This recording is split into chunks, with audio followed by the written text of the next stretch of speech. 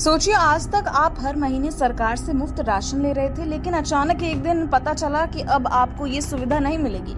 हरियाणा में ठीक ऐसा ही हुआ है, जहां पर 23,000 परिवारों को बीपीएल सूची यानी कि गरीब रेखा से नीचे से बाहर कर दिया गया है। अब ये परिवार मुफ्त राशन जैसी सरकारी योजनाओं का लाभ नहीं उठा सकेंगे।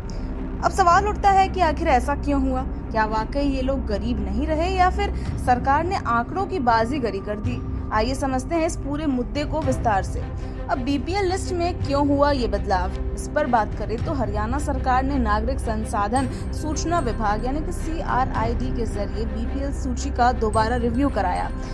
31 दिसंबर तक जारी आंकड़ों के अनुसार प्रदेश में 52,916 बीपीएल परिवार थे, लेकिन 23 जनवरी को जारी नई रिपोर्ट में इनकी संख्या जो है घटकर 51,78,024 रह गई। यानी कि एक महीने में 23,000 परिवार गरीबी रेखा से ऊपर चढ़ गए।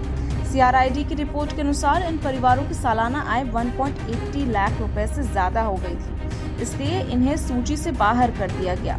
अब किस जिले में क्या हाल है, इस पर बात करें तो हिसार में यहाँ सबसे ज्यादा परिवार गरीबी रेखा से बाहर हुए हैं। करनाल, कुरुक्षेत्र और पानीपत में इन जिलों में गरीबी की संख्या बढ़ी है।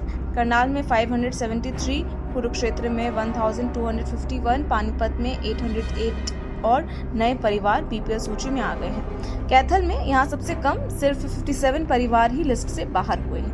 अब क्या होगा उन परिवारों पर असर? तो बीपीएल सूची से बाहर होने का सबसे बड़ा नुकसान ये होगा कि अब इन परिवारों को मुफ्त राशन नहीं मिलेगा। इसके अलावा सरकार की कई अन्य योजनाओं का लाभ भी बंद हो सकता है। विपक्ष इसे मुद्दा बना सकता है क्योंकि मार्च में विधानसभा का बजट सत्र होने वाला है। अब सवाल ये है कि क्या वाकई ये 23,000 परिवार अब अमीर हो गए हैं या फिर सरकार ने आंकड़ों में हेरफेर कर मुफ्त योजनाओं से लोगों को वंचित कर दिया। अब विपक्ष इस मुद्दे को लेकर सरकार को घेर सकता है। देखना ये दिलचस्प होगा कि इस पर आगे क्या राजनीति होती है।